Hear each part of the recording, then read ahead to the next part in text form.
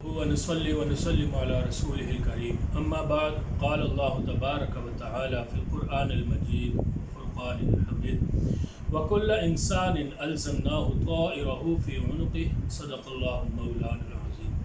مدعی لاکھ برا چاہے تو کیا ہوتا ہے، وہی ہوتا ہے جو منظور خدا ہوتا ہے۔ سامعین محترم، ہمارے معاشرے کے اندر آج ایک ایسی برائی موجود ہے جو کہ زمانہ جاہلیت میں عربوں کے اندر بھی پائی جاتی تھی، اور وہ برائی سفر کے مہینہ کو برا جاننا ہے، اس کو منحوس جاننا ہے۔ بعض اوقات لوگ کہتے ہیں کہ اس مہینے میں شادی نہیں کرنی چاہیے، اور کوئی مصیبت کا آ جانا اسے بھی اسی مہینے سے منسوخ کر دیا جاتا ہے، اور ایک وجہ یہ بیان کی جاتی ہے کہ سرکار دو عالم صلی اللہ علیہ وآلہ وسلم اس ماہ مبارک کے اندر بیمار ہوئے تھے، تو اس لیے یہ مہینہ منحوس ہے۔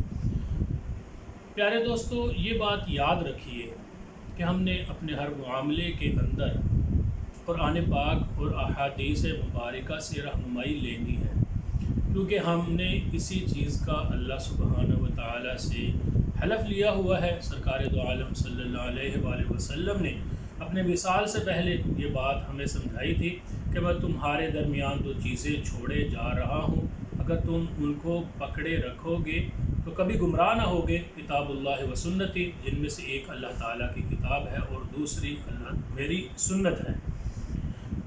اس معاملے کے اندر کیا سفر منحوس ہے یا کوئی اور چیز منحوس ہے یا نہیں، تو ہمیں سب سے پہلے قرآن سے رہنمائی لینی ہے۔ قرآن پاک میں اللہ سبحانہ و تعالیٰ نے واضح یہ ارشاد فرما دیا کہ وَكُلَّ إِنسَانٍ أَلْزَمْنَاهُ طَائِرَهُ فِي عُنُقِهِ۔ زمانہ جاہلیت کے اندر لوگ اچھا شگون اور برا شگون اس میں فیصلہ کرنے کے لیے کہ آنے والا معاملہ، یہ کرنے والا معاملہ ہمارے لیے اچھا ہے یا برا ہے، تو ایک پرندہ لے کر چھوڑا کرتے تھے، تو اس کے دائیں یا بائیں جانے سے اس کی بدشگونی کا فیصلہ کیا جاتا تھا۔ اللہ سبحانہ و تعالیٰ نے اس کی نفی فرما دی کہ ہم نے ہر کسی کا پرندہ اس کے گلے میں ڈال دیا ہے، یعنی ہر کسی کا نصیب وہ اس کے اپنے ساتھ ہی ہے۔ کسی دوسرے کی وجہ سے، کسی پرندے کی وجہ سے، کسی دن کی وجہ سے، کسی مہینے کی وجہ سے دوسرے کے اوپر کوئی اثر نہیں پڑنے والا ہے۔ شہنشاہ اکبر ایک بڑا مشہور بادشاہ ہندوستان کا گزرا ہے۔ ایک مرتبہ اس کا ایک بہت بڑا نقصان ہو گیا، تو اس نے فوراً یہ بات سوچی کہ آج صبح میں نے کسی منحوس بندے کی شکل دیکھی ہے۔ سوچتے ہوئے اسے یاد آ گیا کہ فلاں شخص تھا جس کی شکل میں نے سب سے پہلے دیکھی ہے۔ اس نے فوراً اس کو بلوایا اور یہ فیصلہ صادر کیا کہ اس کی گردن اس کے تن سے جدا ہونی چاہیے۔ وہ آدمی تو پریشان ہو گیا کہ میرا تو کچھ لینا دینا ہی نہیں، میں نے تو کچھ کیا ہی نہیں، تو میرے اوپر اتنا بڑا نقصان لادا جا رہا ہے۔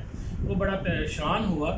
اتنی دیر میں جو بادشاہ کا بہت زیادہ مقرب تھا، بہت بڑا عالم تھا، فیض الفیضی، وہ وہاں پر آ گیا۔ اس نے سارا معاملہ بھانپا، تو پھر اس نے اس کے بعد بادشاہ کو کہا کہ بادشاہ سلامت، آپ نے کمال کر دیا، بڑا اچھا فیصلہ دیا کہ آپ کو جو نقصان ہوا ہے وہ صبح کو اس کا چہرہ دیکھنے کی وجہ سے ہوا ہے۔ لیکن بادشاہ سلامت، کیا آپ نے یہ بات سوچی ہے کہ آج آپ سے بڑا نقصان اس شخص کا ہو رہا ہے، کہ آج اس کی گردن اڑائی جا رہی ہے، اور اس کا اتنا بڑا نقصان ہونے کی وجہ پتہ ہے کیا ہے؟ بادشاہ نے پوچھا کیا ہے؟ تو جواب دیا اس نے بھی صبح صبح ایک منحوس آدمی کی شکل دیکھی ہے۔ تو بادشاہ نے پوچھا کس کی؟ اس نے کہا کہ آپ کی، آپ نے صبح اس کی شکل دیکھی ہے، اس نے آپ کی دیکھی ہے، تو یہ تو سب کو یہی کہے گا کہ بادشاہ بہت منحوس ہے۔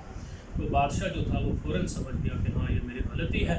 فیض الفیضی نے کہا کہ بادشاہ سلامت، یہ بات ہمیشہ یاد رکھیے، ہر کسی کی قسمت، ہر کسی کا نصیب، نیک شگونی، بد شگونی، ہر چیز اس کے ساتھ ہے، باہر سے کسی چیز کا اس میں کوئی دخل نہیں ہوتا۔ آپ صلی اللہ علیہ وآلہ وسلم نے اپنے ارشادات و فرمودات میں بار بار ہر اس چیز کا ذکر فرمایا کہ جسے اس وقت کے لوگ نیک شگونی یا بد شگونی کے لیے شمار کیا کرتے تھے، اور بار بار یہ بات لوگوں کو سمجھائی کہ ان چیزوں کے اندر کوئی اثر نہیں، دنیا کی کسی چیز میں کوئی اثر نہیں۔ اگر اثر ہوتا ہے تو اللہ سبحانہ و تعالیٰ کی طرف سے، دوا میں جو اثر ہوتا ہے اللہ سبحانہ و تعالیٰ کی طرف سے، ہماری دعا کے اندر اگر اثر ہوتا ہے تو اللہ سبحانہ و تعالیٰ کی طرف سے۔